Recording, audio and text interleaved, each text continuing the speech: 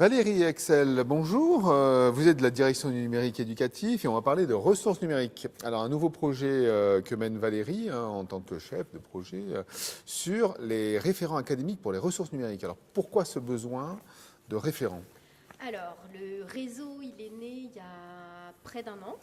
Voilà, on a à l'Orme l'année dernière réuni pour la première fois ce réseau. Alors, le contexte de mise en place du réseau, c'est le développement de toutes les ressources numériques, aussi bien venant d'acteurs publics que privés. Voilà, ça fait partie de la politique du ministère de mettre à disposition des ressources numériques. On pense à EduTech depuis plus de 4 ans, aux banques de ressources numériques éducatives depuis la rentrée 2016, les ressources que le ministère soutient via EduUp, et puis aussi toutes les dotations qui ont été consacrées et distribuées dans les établissements, les écoles pour les ressources numériques. Or, on sait très bien que sélectionner, chercher, utiliser des ressources numériques aujourd'hui, c'est quelque chose de compliqué sur le terrain. C'était une remontée qu'on avait. On sait qu'en plus, le contexte est à la fois technique et pas évident. Le contexte juridique aussi change énormément. Bref, tous ces éléments. Et puis, la pédagogie, quelles ressources pour quels usages. Tout ça, c'était des difficultés qui nous remontaient et on sentait qu'il y avait vraiment un besoin d'accompagnement sur le terrain. Du coup, on a poussé l'an dernier les délégations académiques au numérique éducatif à identifier une personne qui pourrait faire partie de ce réseau dans chaque académie. Et voilà, donc c'est un réseau qui a vocation vraiment à accompagner les enseignants, les écoles, les établissements sur le terrain.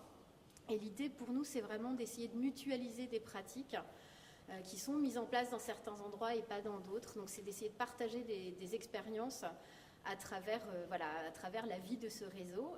Alors l'idée, les besoins, c'est notamment tout ce qui est besoin en qualification de ressources. Voilà. Quelles ressources on peut utiliser, comment l'utiliser, et puis essayer de mutualiser tout ce qui est mis en place sur les pratiques d'accompagnement, les formations.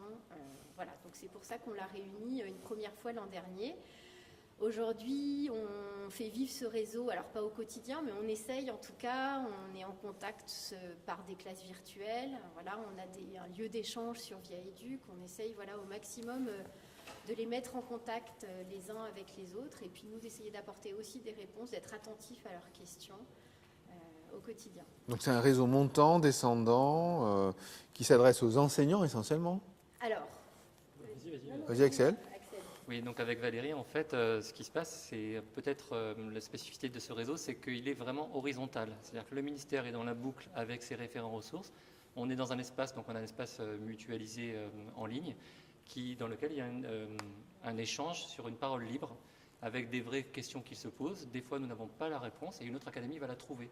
On en parle ensemble et on trouve ensemble des solutions sur des choses qui sont sur un terrain très mouvant, de l'innovation.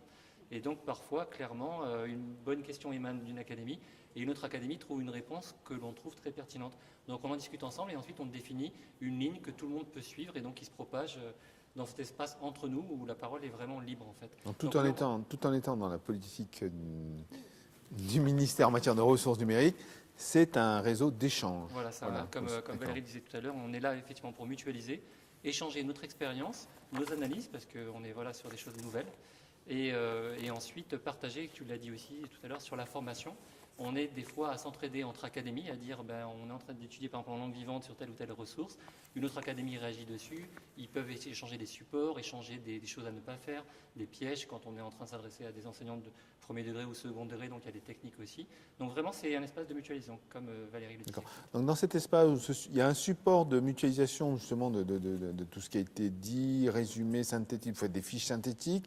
C'est quoi le support en fait exactement? Bon, on est sur Via Edu, oui. Et puis on organise des classes virtuelles. En fait, tout ce qu'on produit, on essaye de le partager, parce que souvent le ministère produit, mais on diffuse parfois au niveau des DAN, des délégués académiques, mais ça c'est pas forcément diffusé, donc on essaye au maximum de diffuser ce qu'on fait.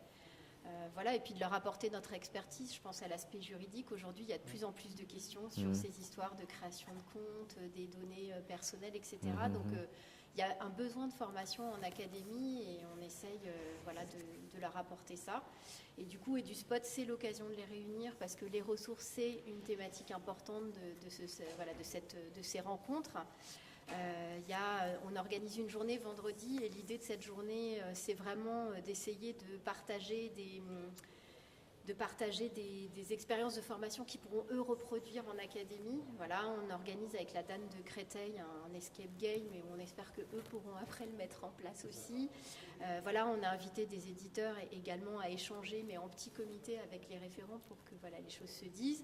Ils auront aussi la possibilité d'aller demain à la journée qui est consacrée au EdTech, voilà, où il y a toutes ces questions d'acquisition de ressources et comment finalement on fait se rencontrer ceux qui produisent les ressources et ceux qui les utilisent. Donc voilà, c'était l'occasion de les réunir.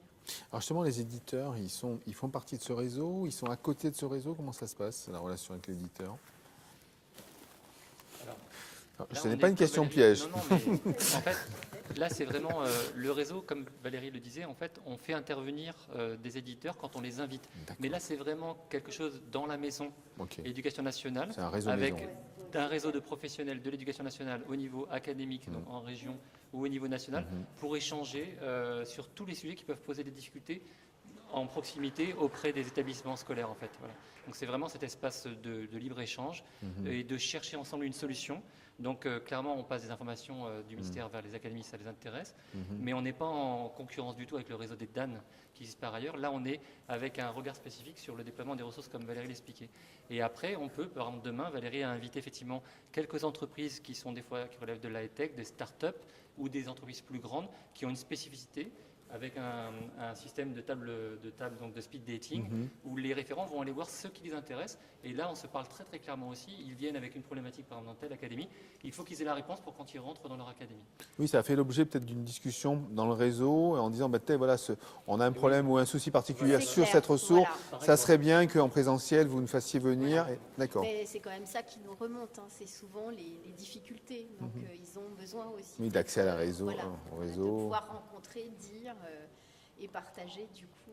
Alors, on sait qu'ils se réunissent sur EduSpot. Ils se réunissent combien de fois par an, en fait, le réseau, dans sa globalité? Une fois, voilà. ça suffit. puis Et après, il y a peut-être des réunions un peu... des réunions virtuelles, on en a déjà fait 2, on en fera au moins une. Voilà. C'est tous des gens qui sont par ailleurs... Alors, certains sont à plein temps dans des DAN avec des missions différentes, mais il y en a qui sont encore à plein temps enseignants.